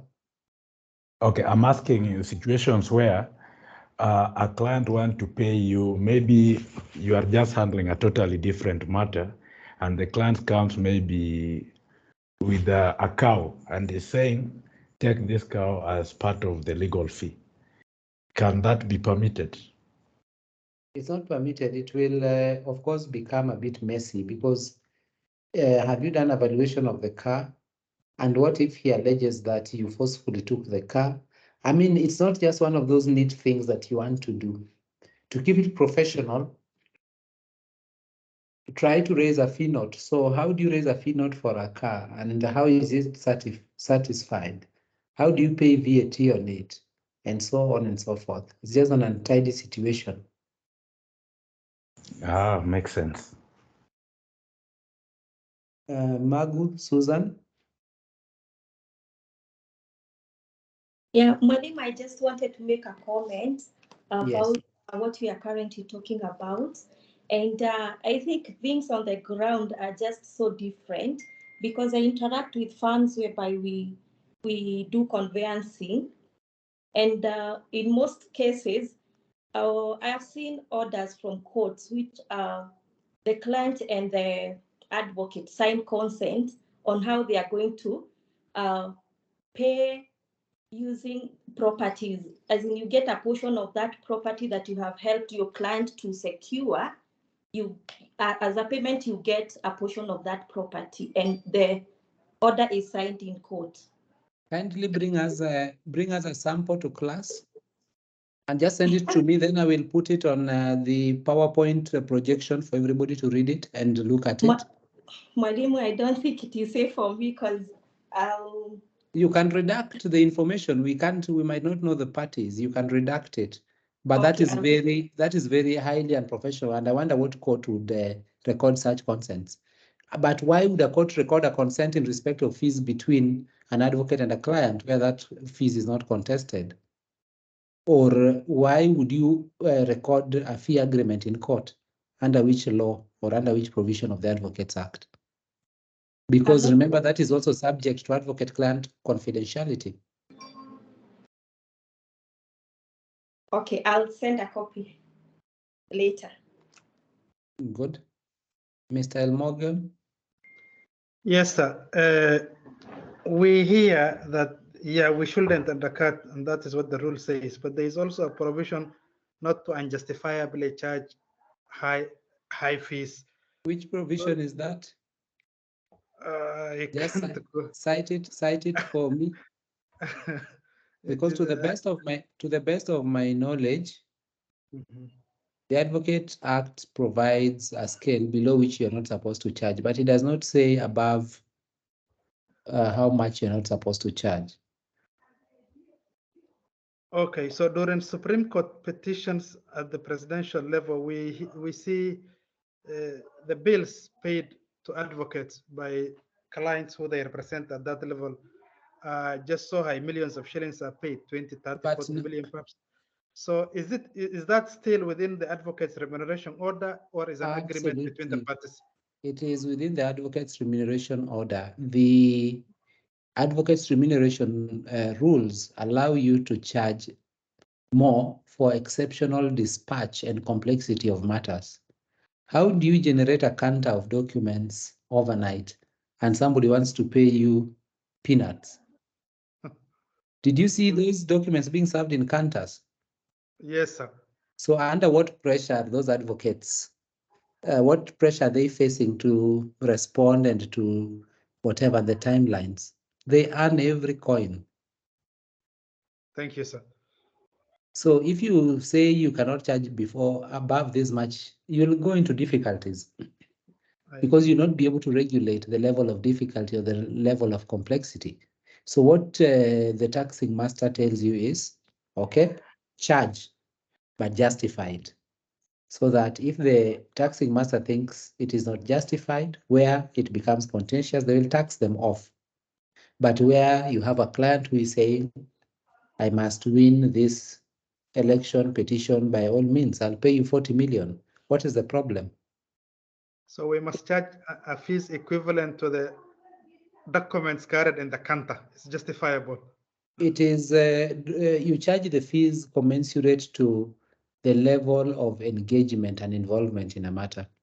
Thank you, sir. Because if you don't charge properly, then you will be running at a loss. You'll be putting more effort and getting nothing out of that effort. Some people even charge per hour. There are partner rates, senior partner rate, associate rates, and so on and so forth. So make sure you look for clients who are willing to pay. That's the only difference. There are clients even charge 100,000 and they think it is the world. There are some you charge 10 million and they pay without demur. So try to get more of those. And I can assure you, you will be well taken care of. Mr. Njuguna. Thank you, Mwalimu. I'm sorry I have a cold, but I believe I'm audible. You are. I was requesting if you can give a further clarification, because I heard you say at some point that there are circumstances that you can find yourself becoming an accomplice in a crime and you move from a defense to a suspect. Probably you can clarify that a bit more, sir. If after the commission of the crime, you aid a client in covering it up, and the investigating agencies then have evidence against you, then they have every reason to charge you alongside your client. They can lead evidence to show that you are an accomplice after the fact, an accessory after the fact.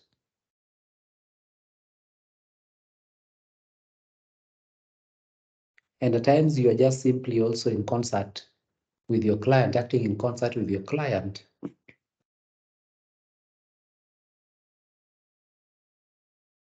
Thank you, Mwalimu. Okay, Mr. Wairimo. Thank you, sir.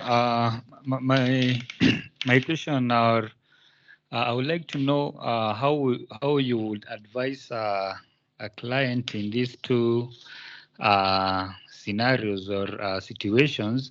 One is where the advocate fails to communicate to the client, or maybe during the course of the when he's representing the client, fails to communicate and eventually loses the case.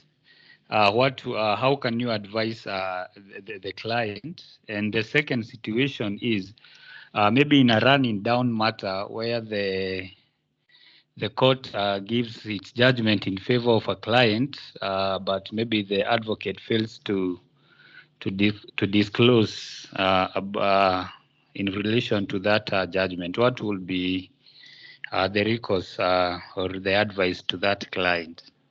The advice will be that they should go before the LSK disciplinary committee to have the advocate summoned to answer. And of course, the disciplinary committee will listen to the grievance by the client. And if they find the client culpable, then nothing prevents them under Section 60 of the Advocates Act from giving certain orders against the advocate. All those scenarios, the two scenarios that you paint, then would be typical instances where the Advocates Act, the disciplinary committee established under the Advocates Act, then would have jurisdiction. We will, of course, look at discipline more substantively under Part 11 of the Advocates Act. But if you look at, should be Section 60, is it Section 60, subsection 5? Let me just try to find it. The nature of order that the disciplinary committee can give. Yeah, if you look at Section 60, subsection 4, a complaint against an advocate of a professional misconduct, which expression includes disgraceful or dishonorable conduct incompatible with the status of an advocate, may be made to the tribunal by any person. After hearing the complaint and the advocate to whom the same relates, if he wishes to be heard and considering the evidence adduced, the tribunal may order the complaint be dismissed, or if of the opinion that a case of professional misconduct on the part of the advocate has been made out, the tribunal may order A, that such advocate be admonished, or B, that such advocate be suspended from practice for a specified period not exceeding 5 years, or C, that the name of such advocate be struck off the roll, or D, that such advocate do pay a fine not exceeding 1 million shillings, or E, that such advocate pays to the aggrieved person compensation or reimbursement not exceeding 5 million shillings, or such combination of the above orders as the tribunal deems fit. So look at Section 60, subsection 4 of the Advocates Act. Thank you. Mr. Gashoki, Alex. Thank you, sir. My attention is invited to one reasoning. Under the public service, when you receive a gift, you're supposed to declare and surrender. Now, as an advocate, in some circumstances, you may change a client and the client feels philanthropic enough to exceedingly hand you a gift on top. Is taking such a gift okay? And if so, and if not so, is there a place for disclosure and surrender for the same gift? Thank you. Absolutely not. If you look at the rationale behind gifts in public service, it is because public service is anchored on the foundation that these are services that are rendered from taxpayer funds. And therefore, if you need to incentivize somebody, as is happening, for you to get or enjoy those services, then that is unethical. But the same rule does not extend to purely private enterprises. There would be nothing, in my opinion, if your client thinks you serve them very well and they bring a goat for you to enjoy over Christmas. That would not be something that would influence you negatively in your work. In what respect? But being a public servant, then such things are sensitive because they would also be calculated to cloud your judgment and perhaps entice you to give favors to certain constituencies, which favors you can't extend to others.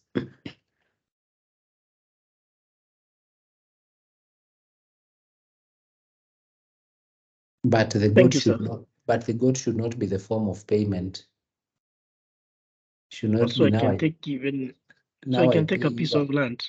I pay you a goat, or I pay you land. Why don't you sell that land and convert it into money and pay? No, I've already been paid. I'm only getting a piece of the plot for appreciation. I helped them fight for the piece of land. That is highly hypothetical. To find somebody who pays you your full fees and a portion of land on top. I think that is found in utopia. Thank you, sir. I'm guided. Mr. Otieno? Oh, thank you. My question is regarding professional misconduct. Yes. And under what we were discussing about an advocate not to be used as a gun. As a hired gun. Yes, as a hired gun. Now, this is not an hypothetical case. This is a real case. A client, these people who are called running down advocates. Yes. These people who find an ambulance chasers, yes. Ambulance chasers. Yes. Now, is an advocate who chases an ambulance until the hospital, up to the hospital, and finds a sick person there who is admitted. Meets the wife, takes the name of the victim who is admitted, and institutes a case when the treatment is still going on. The case goes on and is concluded before even the patient is discharged from the hospital. That is not practical. That is not practical. That's hypothetical. This is not hypothetical. If you have done running down, you know you need a medical report, you need treatment notes, you need so many things. So this situation where the court is giving judgment, where the plaintiff is still in hospital, is strange to my ears. In the more than 14 years I've been around the legal circles, I've never heard of that. That's highly hypothetical. Even need a police abstract. Those things don't happen in that manner that you think. You must lead evidence in court. A doctor must come. And I've never had a situation where you start filing suit and now leading evidence where somebody is still indisposed or at times is even in a coma. Actually, that is why I'm raising the question. It's very funny. I can share with you the judgment. A judgment is actually out. The advocate does not bring any, does not raise or does not ask for pecuniary damages. It's just straight to the point. They go ahead and record some form of consent with the insurance. What is the claim? What is the cause of action? Now, my question is. No, you are not answering my question. Before you ask your question, what is the cause of action, so that I understand you? The cause of action is a claim under negligence. And what is being sought? So damages are not sought. Damages are not sought. And a pure admission of negligence is all that is sought. Yes, they recorded a sentence, I mean a consent, where they were sharing that liability at around 60-30, 60-40, I mean. That one is highly hypothetical. That is highly hypothetical. The reason why you apportion liability is to determine quantum. And if there's no quantum, then why are you apportioning liability? Because quantum liability is what determines quantum. So if you say 60-40, then it means in terms of the assessed damages, then they forego 40% if that's what they've considered. So I also don't understand the situation, but I'm having a judgment. It's a Chief Magistrate Court matter. It's a where what? there is a Magistrate Court judgment. Just forward it to me, so maybe I can get clarity, then I will be able to see where you're coming from. Okay, I will. Mr. Moturi, we are running out of time, ladies and gentlemen, and we have not finished our slides. Thank you, Mwalimu. I have two questions. One, there is this recent case of advocate Donald Kipkorir being awarded a fee of 1.4 billion shillings. Was this fee contingent upon the outcome of the case, or was it pegged on the value of the claim? And my second question. That was a taxation. He taxed his bill against his client, and the taxing master agreed with him. Okay, thank you. And my second question, in your opinion, is it not a good thing that advocates should be allowed to charge a contingent fee, because it will enable advocates at least to earn good money? But who said they're not earning good money already? No, I wanted to give an example. The highest ever paid fees to an advocate was charged in a contingent as a contingent fee by the American lawyer George Amel in the case of Texaco and Pennzoil, where he charged $400 million. So, what's your opinion on that one?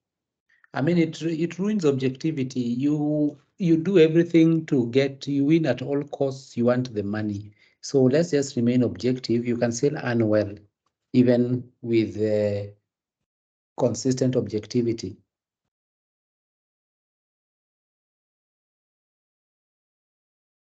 Last but not least, Mr. Wairimu Peter. Thank you, Mwalimu. I just wanted to ask a question.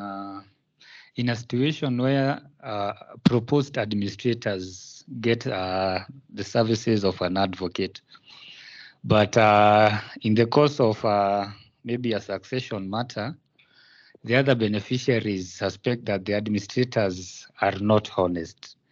Can these beneficiaries who are not present during the taking of instructions go to the advocate directly to seek for information from the advocate? Of course not. Who are they? Advocate-client confidentiality. Are they clients to the advocate? On what basis do they approach the advocate? The best thing is for them to go to court, where then those individuals have been given letters of administration. They should challenge those letters and get them revoked. Okay, thank you. Very well, ladies and gentlemen, I will need a few minutes just to wrap up so that we call it a day. So an advocate should comport themselves as an advocate. Do not unnecessarily expose yourself in a way then that leaves you extremely vulnerable. You should carry yourself with dignity. You should carry yourself with decorum. You should exhibit self-respect. I would encourage you to look at the book by Ambrose Wedder on the ideal advocate. Uphold integrity, and that should be visible in your dressing and grooming. Somebody said, the world sums you up by the clothes you wear and treats you accordingly That is Ali Kovan. Ladies and gentlemen, that phrase is true. In the days of physical court, you could clearly see an advocate who is struggling economically and otherwise. You can see his shoes are down on the heels. He's wearing a very cheap suit, or at times it is threadbare. His shirt at the collar, at the back here, it's also threadbare. So really, your clients will sum you up depending on how you present yourself. A person who cannot buy a shirt, really, can he be entrusted with 100 million shillings? That person is likely to eat that money. So you should inspire confidence in how you carry yourself. Avoid professional misconduct, which includes, as I've already read under section 60, disgraceful or dishonorable conduct incompatible with the status of an advocate. We will see when we start inquiring into disciplinary measures. Avoid certain things when you're an advocate. The world is watching, especially in the days of physical court. You get where a lot of members of the public know you, but you do not know them. We all want to have weekend wear, but you do not share the status of an advocate and pick it up on a Monday. So don't show us your undergarments. We will still remember you are an advocate. And the problem is you give a bad name to the rest of us who are trying to uphold proper standards and to uphold a good image of the profession. I would advise you to look at the LSK president, for example. You will be mistaken to think he only has one suit. I'm a member of the profession and I meet him even in fairly relaxed settings, but I've never seen him dressed down. So, because he is the image of who we are, he is the image of advocates collectively. And the same even applies to judges and so on and so forth. If this is what you saw a judge doing and you have to appear before them on a Monday, I mean, it sort of dims your image. For ladies, please keep it objective. Do not convert an otherwise objective process into a subjective process by doing things such as those ones that we are seeing on that slide.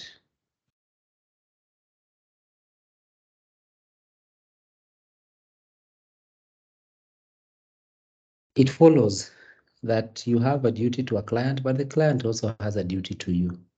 So they have a duty of candor and full disclosure.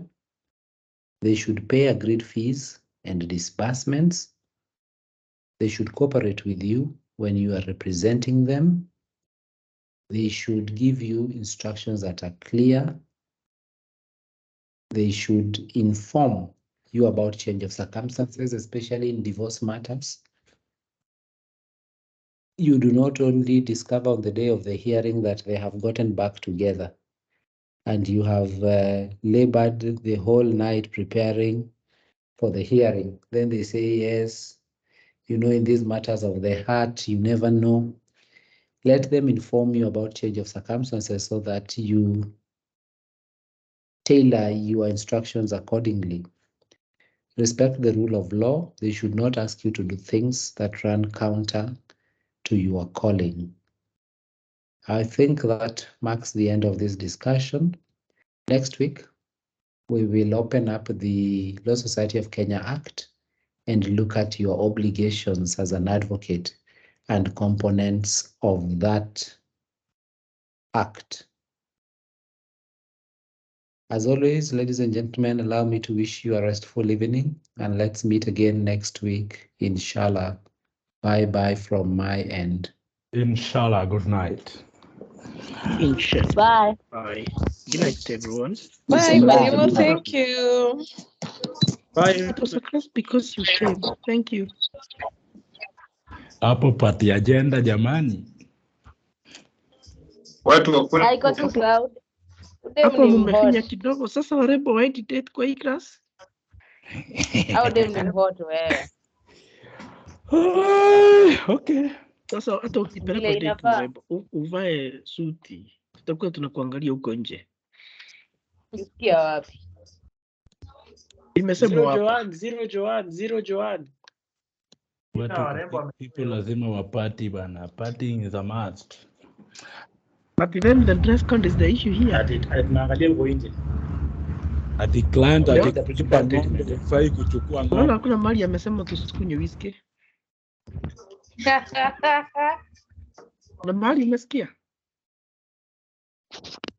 Aje. Ati tusikunywe whisky. Utakuwaje loya na haulewi? Hata mimi sielewi. Kwani Joanna wapo tu unafanya invite theology bana. wewe? Joanna tu invite tukule Kisumu boys bwana. Hizi klasi ya theology Hii ni kesi ya mawakili ya walevi. ya walevi. I thank God it's online. Hii inakaa ingeharibika. Hii ilishaenda. Haiko Pombe, tena. pombe. Wine si pombe, ndio. Hiyo ni maji ya Eh. hiyo ni ndio Nani pombe. alisema wine si pombe? Wine ni drink ya father wewe. Wine tunakunywaga church. Wine ni ile kitu inabaki ukipika pombe ukiosha hiyo nyungu. Wine si pombe. Wine ni chesa. Wine na ile maji ya githeri hivi ziko the same category. Pombe ni githeri, wine ni hiyo maji. Hata Muranga is explaining this thing eh. Unaweza pata tu surwa pombe surwa. Hiyo ni pombe unacheza na wine. Wine ni kama supu ya pombe.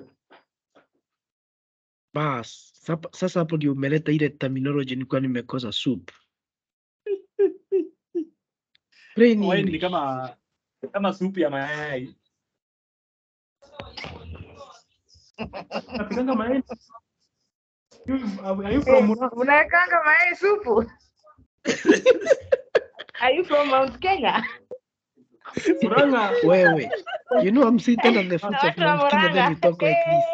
I'll shift it. Hey.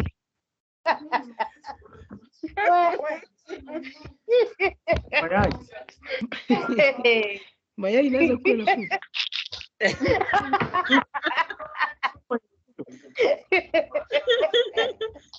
Kwanza kuweka supu hapo kwa mayai.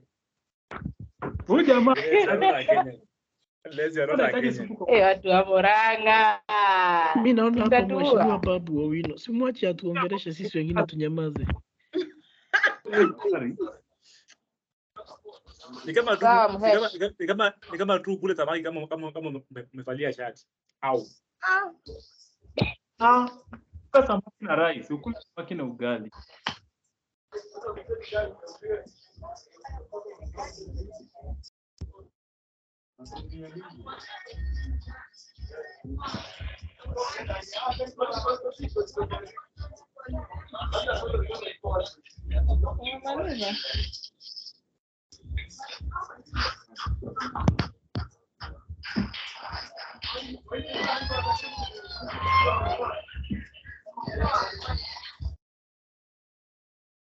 Hiyo umbrella alicheza alikuwa amecheza mpaka police station.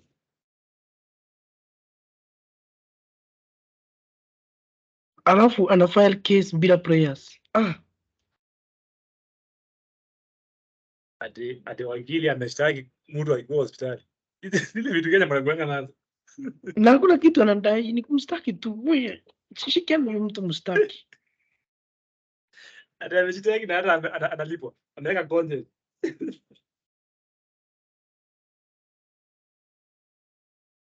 Ad is ad.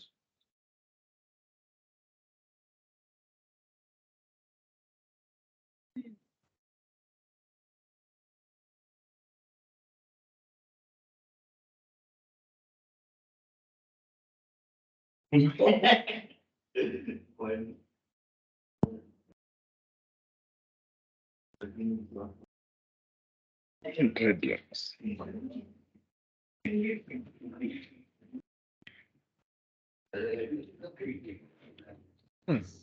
Nitokeni class, mimi nimeenda.